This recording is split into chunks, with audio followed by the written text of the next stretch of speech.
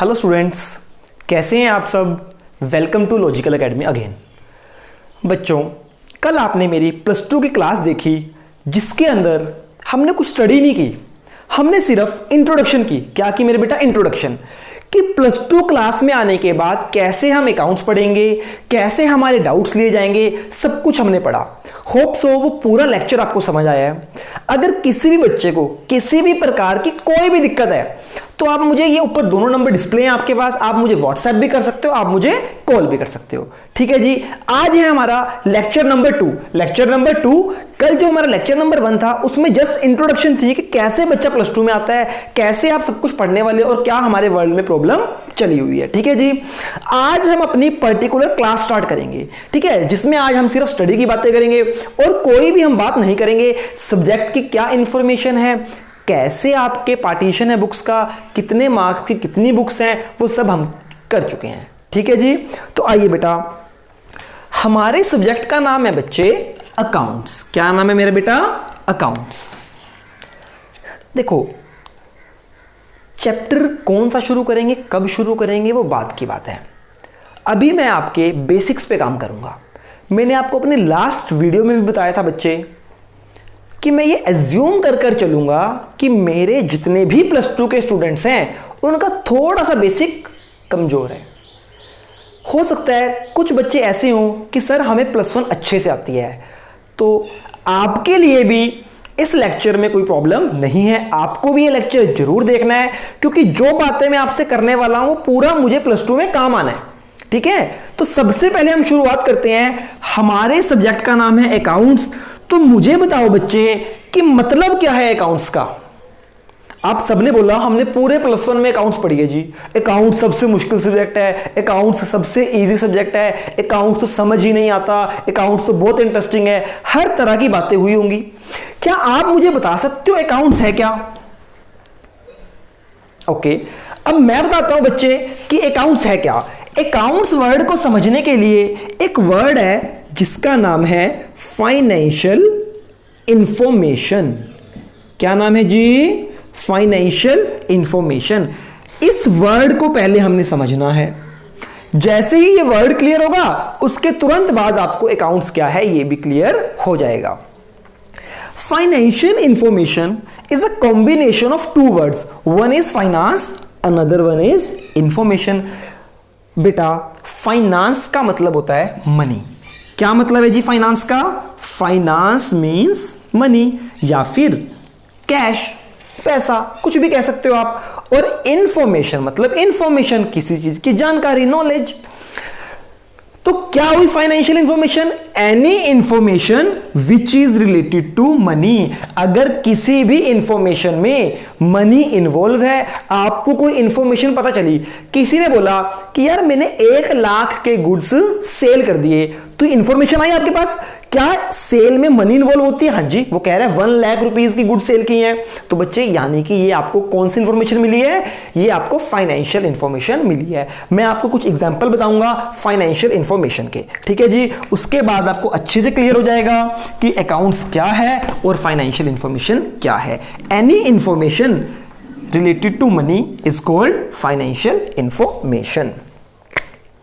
Hope so बच्चे आप इस लेक्चर को एंजॉय करने वाले हैं, आपको आज बहुत मजा आने वाला है। बच्चे, हम एग्जांपल लेते हैं, ये कोई बिजनेस है। फॉर एग्जांपल ये हमारे घर के पास का कोई डिपार्टमेंटल स्टोर है। सब समझते हैं डिपार्टमेंटल स्टोर क्या होता है बच्चे? करियाना, जो आपके करियाने की दुकान है ना, उसको हम बोलते हैं डिपार्टमेंटल स्टोर। मेरे पास इस बिजनेस, इस डिपार्टमेंटल स्टोर की कुछ इंफॉर्मेशन है। आइए देखते हैं। पहली इंफॉर्मेशन है, इसने 1 मंथ के अंदर गुड्स सेल किए हैं जिसकी वैल्यू थी 2 लाख रुपीस। ये इंफॉर्मेशन आई मेरे पास। इसने गुड्स को खरीदा भी है, इस शॉप ने गुड्स बाय किए हैं, परचेज किए हैं 1 लाख रुपीस की। इसके यहां पर कुछ एम्प्लॉइज हैं जिसको आप नौकर या फिर सर्वेंट भी बोलते हो, उन सबको इसने सैलरी भी पे की है 20,000 पर मंथ। और इसके यहां कुछ इलेक्ट्रिसिटी का बिल आया है, इलेक्ट्रिसिटी एक्सपेंस, जो है बेटा 10,000 रुपीज। क्लियर है जी। इस शॉप की मेरे पास कुछ इंफॉर्मेशन है।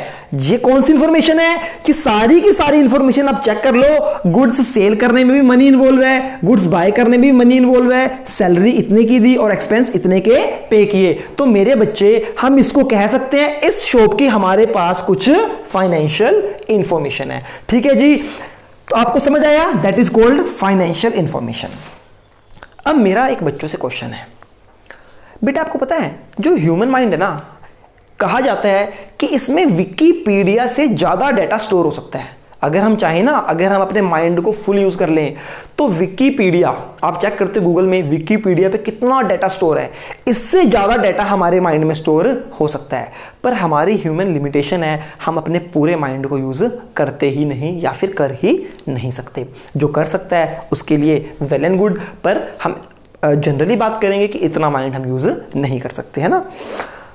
सर कैसे कह सकते हो आप? ओके, चेक करते हैं। बच्चे देखो, क्या किसी स्टूडेंट को याद है कि उसने 3 दिन पहले डिनर में क्या खाया था? हो सकता है आपको याद हो। आपको फिर ये याद है उसी दिन आपने ब्रेकफास्ट में क्या खाया, इवनिंग स्नैक्स में आपने क्या लिया, लंच में आपने क्या लिया। ओके, हो सकता है बच्चों को याद हो, पर बच्चे आई एम डैम श्योर किसी को भी ये याद नहीं होगा कि 1 महीने पहले ब्रेकफास्ट में आपने क्या खाया, लंच में आपने क्या किया, डिनर में आपने क्या किया। यानी कहने का मतलब सिर्फ एक दिन में 3 बार खाने की एक्टिविटी होती है, हमारे माइंड को वो तक याद नहीं रहती। तो एक बिजनेस के अंदर कितनी सारी इंफॉर्मेशन है। ये गुड्स जो सेल की है ना, ये भी किस किस पर्सन को सेल किए हैं, कितने कितने किलो सेल किए हैं, हमें कुछ याद नहीं रह सकता। हमारी ह्यूमन लिमिटेशन है माइंड की। तो इसके लिए एक कंपनी क्या करती है, एक बिजनेस क्या करता है, वो बच्चे एक रजिस्टर मेंटेन करता है। क्या करता है बच्चे? एक रजिस्टर, या आप इसको कह सकते हो एक नोटबुक, या इसको बिल्कुल देसी लैंग्वेज में अगर हम बात करें एक कॉपी। ठीक है जी। तो इस दुकानदार, इस मालिक ने क्या किया, कुछ रजिस्टर मेंटेन किए हैं। सर इस रजिस्टर के अंदर करेगा क्या वो? बच्चे अपनी सारी फाइनेंशियल इंफॉर्मेशन को रिकॉर्ड करेगा कि मैंने कब कितने की किसको सेल करी, किससे मैंने पैसा लेना है, किसको मैंने पैसा देना है। चाहे वो छोटा टी सेलर, एक चाय बेचने वाला है, या फिर वो बड़ा रिलायंस कंपनी का मालिक अंबानी ही क्यों नहीं है। बच्चे रिलायंस भी अपनी बुक्स मेंटेन करेगी और एक छोटा दुकानदार भी अपनी सारी फाइनेंशियल इंफॉर्मेशन को एक बुक में रिकॉर्ड करेगा। तो बच्चे जिस रजिस्टर, जिस बुक, जिस कॉपी के अंदर सारी की सारी फाइनेंशियल इंफॉर्मेशन रिकॉर्ड होती है, उस बुक, उस कॉपी को हम बोलते हैं मेरे बच्चे अकाउंट्स। समझ आया अकाउंट्स क्या है? अकाउंट्स एक ऐसी कॉपी है जिसके अंदर कंपनी की सारी फाइनेंशियल इंफॉर्मेशन रिकॉर्ड होती है, दैट इज कॉल्ड अकाउंट। तो एक सिंपल वे में आपको समझ आया बच्चे? आप जो सब्जेक्ट पढ़ने वाले अकाउंट्स, अकाउंट्स का मतलब क्या है, क्या होता है एक्चुअल में अकाउंट्स? हर बिजनेस की फाइनेंशियल इंफॉर्मेशन होती है जो कि बिजनेस याद नहीं रख सकता, इसलिए उसे अपने कुछ कॉपी मेंटेन करनी पड़ती है, यानी उसे अपने कुछ अकाउंट्स मेंटेन करने पड़ते हैं। जिस कॉपी के अंदर सारी फाइनेंशियल इंफॉर्मेशन रिकॉर्ड होती है मेरे बेटा, उसको हम बोलते हैं अकाउंट्स। होप सो आपको क्लियर हो गया होगा अकाउंट्स क्या है। क्लियर है जी? ठीक है जी। तो अब जो नेक्स्ट वर्ड है वो है बेटा अकाउंटिंग। सर ये अकाउंट्स तो समझ आ गया, अब अकाउंटिंग क्या है? बच्चे देखो, आप सबने +1 में पढ़ा, ट्रांजैक्शन को रिकॉर्ड करने के कुछ मेथड्स होते हैं, कुछ तरीके होते हैं बच्चे ट्रांजैक्शन को रिकॉर्ड करने के। जैसे पहले एक बिल होता है, फिर उस बिल को आप ट्रांसफर करते हो जनरल एंट्री में, याद है ना, purchase account, debit to cash account. उसके बाद इस जनरल एंट्री को आप ट्रांसफर करते हो लेजर में। उसके बाद लेजर से आप बनाते हो मेरे बच्चे ट्रायल बैलेंस, ट्रायल बैलेंस से आप बनाते हो फाइनल अकाउंट, फाइनल अकाउंट। देखो बच्चे, यानी कि एक ट्रांजैक्शन को रिकॉर्ड करने की एक प्रोसेस है। क्या है बच्चे? प्रोसेस है बेटा। इसी प्रोसेस को बोला गया है अकाउंटिंग। दोबारा से, what is account? The copy और notebook in which all financial information of a business is recorded is called accounts. The process of recording financial information into books of account is called accounting. The process of recording financial information into books of accounts is called accounting. Accounts उस copy को बोला गया है और accounting उस पूरी process को बोला गया है। होप सो क्लियर हुआ बच्चे, आप ये सारी की सारी चीजें नोट कर सकते हैं। और हाँ जी, एक और बात बेटा, हो सकता है मैं आपको रिकॉर्ड करने का टाइम ना दूं, नोट करने का टाइम ना दूं, तो बच्चे आपके पास टेक्नोलॉजी है, मैं लाइव तो आपके सामने हूं नहीं, आप इस वीडियो को पॉज कर सकते हैं, जो चीज़ आपको नोट करने की लगती है आप उसको नोट कर सकते हैं। उसके बाद 2 या 3 लेक्चर्स के बाद जब पर्टिकुलर हमारा कोई चैप्टर शुरू होगा उसके अंदर मैं आपको हर एक चीज़ के बताऊंगा कि बेटा इस पोर्शन को नोट करना है, इसको नोट नहीं करना। तो फिलहाल आपको इसको जरूर नोट करना है कि कोई आपसे पूछे अकाउंट्स क्या है तो आप उसको अच्छे से समझा सको। ठीक है जी, ओके।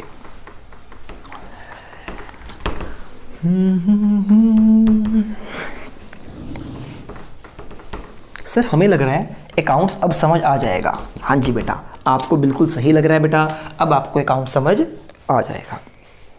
ठीक है जी, अब बच्चे हम बात करेंगे अपनी कुछ 4 टर्म्स की, आपने ये सुनी हुई हैं। एक है बेटा एक्सपेंस, एक है बेटा इनकम, एक है बेटा एसेट और एक है बेटा लायबिलिटी। मुझे पक्का यकीन है कि आप सबको ये टर्म्स आती हैं, पर कितनी आती हैं वो देख लेते हैं। मुझे थोड़ा और क्लैरिफाई करने चीज़ों को, और आज से मैं आपको जैसे सिखाऊंगा आपने उनको वैसे ही बोलना है, वैसे ही लिखना है, वैसे ही याद रखना है। ठीक है जी। एक्सपेंस सबको पता है, एक्सपेंस का मतलब क्या होता है? खर्चे।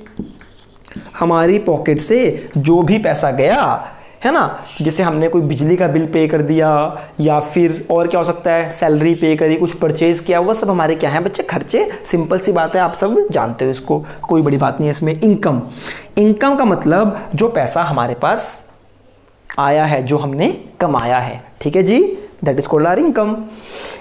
अच्छा, अगर आप इसको और हम अच्छे से एक्सप्लेन करें तो बेटा इसको ना रिवेन्यू के साथ रिलेट कर सकते हैं। ठीक है, तो थोड़ी देर में आपको बताता हूं रिवेन्यू क्या होता है। इसको याद रखना, रिवेन्यू कि सर बताया नहीं कि मैं भूल जाऊं। ठीक है जी। उसके बाद बात करते हैं बेटा, मेनली जो मैं आपको सिखाना चाहता हूं यहां पे वो है एसेट और लायबिलिटी। एसेट और लायबिलिटी जनरली क्या होता है? जनरली जब मैं बच्चे को बोलता हूं बेटा एसेट क्या है, क्या होता है एसेट, तो बच्चे का आंसर आता है सर एसेट मतलब car, bike, land, building, machinery, furniture, debtor etcetera. बेटा ये एसेट नहीं हुआ, ये तो एग्जाम्पल ऑफ एसेट है। ये तो आपने मुझे एसेट्स के एग्जाम्पल दे दिए, मैं पूछ रहा हूं एसेट क्या है। सर ये तो कभी सोचा ही नहीं। ओके बच्चे देखो, एसेट एक अकाउंटिंग वर्ड है। अगर हम इसका इंग्लिश डिक्शनरी वर्ड देखें ना तो बच्चे एसेट का इंग्लिश वर्ड है प्रॉपर्टी। क्या है मेरे बेटा? प्रॉपर्टी। हाँ सर ये तो पता था हमें, नालायक। बच्चे एसेट का मतलब होता है प्रॉपर्टी। प्रॉपर्टी मतलब हमारी संपत्ति, जो भी हमारी संपत्ति है वो हमारी क्या होती है? एसेट। इंग्लिश में प्रॉपर्टी बोल दिया, हिंदी में संपत्ति बोल दिया और अकाउंट्स में उसको एसेट्स बोल दिया। ये तो सबको क्लियर हो गया। अब प्रॉपर्टी के एग्जांपल क्या है? तो बच्चे वो सारे आपके एग्जांपल हैं, car, cash, bank balance, land, building, machinery. बच्चे सारे के सारे क्या हैं? कि सारे के सारे आपके एसेट्स हैं। ये क्लियर है। पर बेटा यहां पे मैं आपको एक और वर्ड सिखाना चाहता हूं जो बहुत इंपॉर्टेंट है, जो बहुत ज्यादा इंपॉर्टेंट है। एसेट का मतलब प्रॉपर्टी तो है ही, साथ में एक और चीज है जो आपने कभी सोची ही नहीं। इसको मैं लिखता हूं प्लस। साथ में क्या है? लेना है। सर हम तो अंग्रेज हैं, हमें हिंदी में मत पढ़ाओ, कॉन्वेंट स्कूल के स्टूडेंट हैं हम, आईसीएसई बोर्ड, सीबीएसई बोर्ड। आप लेना है लिखवा रहे हो, इंग्लिश में लिखवाओ, which we have to receive, लिख सकते हो। पर बच्चे हिंदी में जो बात समझ आ जाती है ना, कई बार वो बात इंग्लिश में समझ नहीं आती। तो मेरी बच्चों से रिक्वेस्ट है, मैं जैसा पढ़ाऊं, जैसा नोट करूं, आपको वैसा ही पढ़ना है। हम ना हिंदी में पढ़ेंगे ना इंग्लिश में पढ़ेंगे, हम पढ़ेंगे इंग्लिश में। सर क्या मतलब है इंग्लिश का? इंग्लिश मतलब English plus Hindi, combination of both, जैसे प्रॉपर्टी प्लस लेना है। ओके, आते हैं बच्चे इस वर्ड पे। बच्चे प्रॉपर्टी तो पता है आपको क्या होती है? लेना है। बच्चे अगर हमने किसी से फ्यूचर में कुछ लेना है तो वो भी हमारी क्या होती है बेटा? एसेट होती है। क्या होती है? एसेट। इस बात को याद रखना है, अगर हमने फ्यूचर में किसी से कुछ लेना है दैट इज आवर एसेट। और अगर हमने नहीं, अभी नहीं, अभी नेक्स्ट पॉइंट बताऊंगा। तो बच्चे क्या, एक तो प्रॉपर्टी जो हमारे पास ऑलरेडी है, जिसके हम मालिक हैं, वो तो एसेट है ही, प्लस फ्यूचर में जो हमें रिसीव होना है, जो हमने लेना है दैट इज कॉल्ड एसेट। यानी प्रॉपर्टी, खाली प्रॉपर्टी पे चुप नहीं होना, हमें क्या देखना है? साथ में लेना भी है। ठीक है बच्चे, देखो होता क्या है, जो सिंपल बच्चे हैं ना, जो अच्छे से अकाउंट्स नहीं पढ़ते, बस वो प्रॉपर्टी को ही एसेट समझते हैं। ये वर्ड ना, अगर आप इसको समझ गए, ये आपको बाकी बच्चों से अलग कर देगा। हो सकता है +1 में आपके 20 मार्क्स आए हो, 30 मार्क्स आए हो, किसी के 50, किसी के 80, पर बेटा अगर आप मेरा अकाउंट्स ऐसे पढ़ना शुरू करोगे ना, तो हर बच्चे के नंबर, मैं तो चाहता हूं 100 आए, अगर 100 नहीं आए 95 से कम किसी के नहीं आने वाले, ये गारंटी है बेटा, गारंटी है। ट्राई सिटी में बच्चे जानते भी हैं क्योंकि उनके रिजल्ट आते हैं। आप तो मुझे पहली बार देख रहे हो ना, आपके लिए नया हो सकता है कि पता नहीं सर कैसा पढ़ाएंगे, पर बेटा जो मेरे ट्राई सिटी के बच्चे हैं आप उनसे पूछ सकते हो, लॉजिकल एकेडमी के आप नेट पे रिव्यू चेक कर सकते हो, बच्चों ने क्या बताई ये चीजें। तो बेटा खाली प्रॉपर्टी याद नहीं रखनी, हमें क्या रखना है? एसेट का मतलब जो ऑलरेडी है और जो फ्यूचर में मिलेगा, जो हमने फ्यूचर में लेना है, that is also my asset. इतनी बात क्लियर होनी चाहिए आपको। आई होप सबको क्लियर है।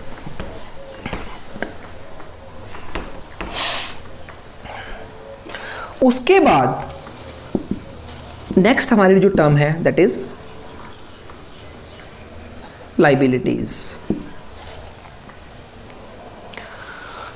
लाइबिलिटी क्या होती है सबको पता है? ऑब्लिगेशन। ऑब्लिगेशन मतलब विच we have to pay, which we are liable to pay. Liability मतलब जो मैंने किसी को फ्यूचर में पे करना है, किसी को देना है।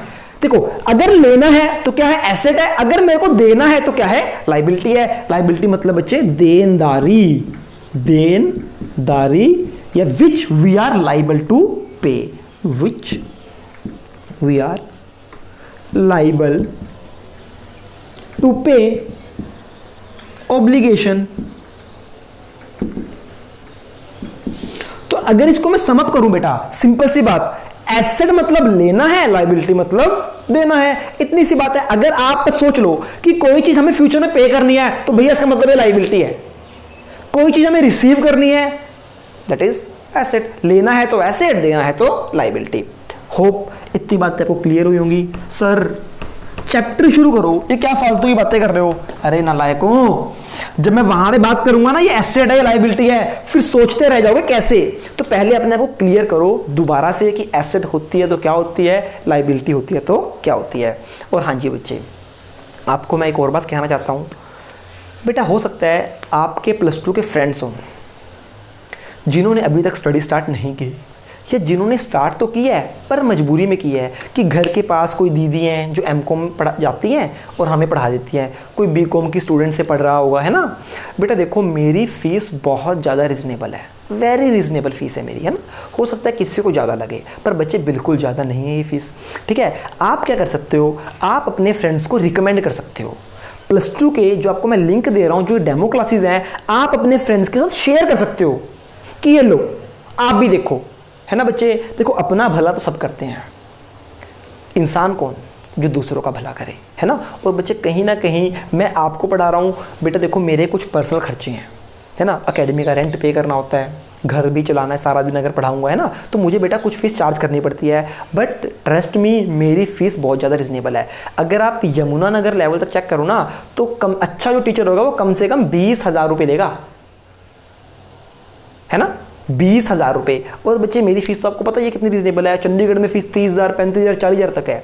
ठीक है, तो कहने का मतलब आपका कोई +1 का स्टूडेंट हो, आपका कोई नॉन हो जो +1 में है, बच्चे मेरे +1 के लेक्चर्स भी हैं, आप उनको उसके लिए रिकमेंड करो।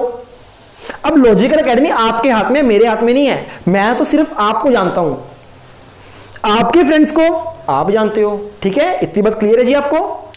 ओके, हाँ जी। तो एक वर्ड था मेरे बेटा, रिवेन्यू।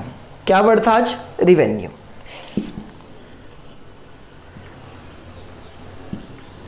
क्या क्या मतलब है रिवेन्यू का। देखिए बेटा, जब मैं बच्चों से बात करता हूँ ना कि बेटा रिवेन्यू का मतलब क्या है, तो बच्चे बोलते हैं सर रिवेन्यू मतलब प्रॉफिट। हो सकता है कुछ बच्चों के माइंड में आ भी गया हो कि हाँ जी सर रिवेन्यू का मतलब तो प्रॉफिट ही होता है। ऐसा नहीं है बेटा, ऐसा बिल्कुल नहीं है। रिवेन्यू का मतलब प्रॉफिट नहीं होता। तो सर फिर क्या होता है रिवेन्यू का मतलब, ध्यान से समझते हैं। देखो बच्चे,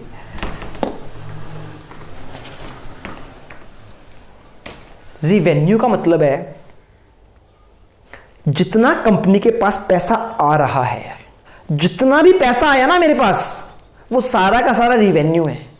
और सिर्फ प्रॉफिट भी तो यही होता है? नहीं बेटा, आओ एग्जांपल से समझते हैं। एक सेकंड बच्चे, आओ एग्जांपल से समझते हैं। देखो, सेल की किसी कंपनी ने, सॉरी पहले परचेज करेंगे है ना, फिर तो सेल होगी।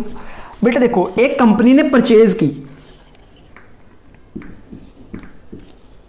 5 लाख रुपीस की, परचेज कर ली।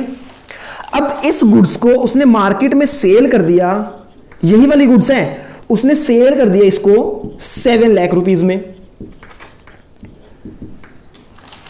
ठीक है बच्चे, 5 लाख की चीज लेके 7 लाख की सेल कर दिया। वाओ सर, इसको 2 लाख का प्रॉफिट हो गया। नालायक, उसका प्रॉफिट ना देखो, अपना प्रॉफिट देखो क्या होता है। ठीक है बच्चे, 5 लाख की चीज को 7 लाख में सेल कर दिया, दैट इज कॉल्ड रिवेन्यू। जो टोटल पैसा आया ना मेरे पास, 7 लाख रुपए आए हैं मेरी जेब में, या जो आने हैं अभी, दैट इज कॉल्ड रिवेन्यू। ये मेरे बच्चे रिवेन्यू है। और सर प्रॉफिट क्या है बेटा, जब मैं रिवेन्यू में से अपने सारे खर्चे माइनस कर दूंगा, वो आ जाएगा बच्चे प्रॉफिट। यानी 7 लाख मेरे पास आए, 5 लाख तो चले भी गए, 5 लाख का तो मेरा खर्चा हो गया, तो बच्चे 5 लाख मेरे चले गए, तो मुझे प्रॉफिट कितना हुआ, 2 लाख का। समझ आया बच्चे? रिवेन्यू का मतलब टोटल जितना पैसा आया, अभी रिवेन्यू में से एक्सपेंस माइनस नहीं हुए। हो सकता है मेरे को कहीं से कमीशन मिली, मेरे को चाहे सेल से पैसा आए, चाहे कमीशन से, किसी भी तरह से पैसा अगर आया है, सबको ऐड कर दो, जितना भी कंपनी में पैसा आया वो सारा का सारा रिवेन्यू है। जब आप उसमें से खर्चे माइनस कर दोगे, फिर आएगा प्रॉफिट। होप सो आपको ये वर्ड भी क्लियर हो चुका है।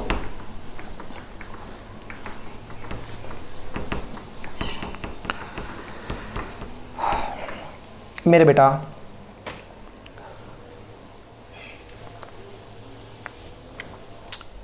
आज की क्लास हम इतनी करते हैं, ठीक है? ज़्यादा तो हमने नहीं पढ़ा, पर होता क्या है बेटा, देखो, excess of everything is harmful.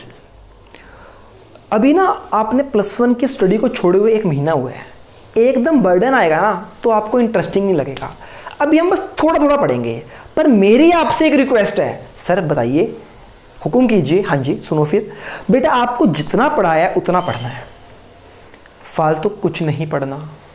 देखो जितना पढ़ाया है उसको छोड़ना नहीं, एक्स्ट्रा कुछ पढ़ना नहीं। सिर्फ 15, 20, 25 मिनट का जो भी हमारा लेक्चर है, आप उसको देखते चले जाओ, आपके बेसिक स्ट्रॉन्ग होते चले जाएंगे। ठीक है जी, आज हमने कुछ ज़्यादा नहीं पढ़ा, अकाउंट्स, अकाउंटिंग, ये वो फलाना कुछ पढ़ा है, उस सबको आपने रिवाइज करना है। कल की क्लास देखने से पहले रिवाइज करना है, अपने बच्चों को रिकमेंड करना है, और इस चैनल को सब्सक्राइब भी करना है मेरे बेटा। ठीक है, okay, stay safe, stay home, good bye.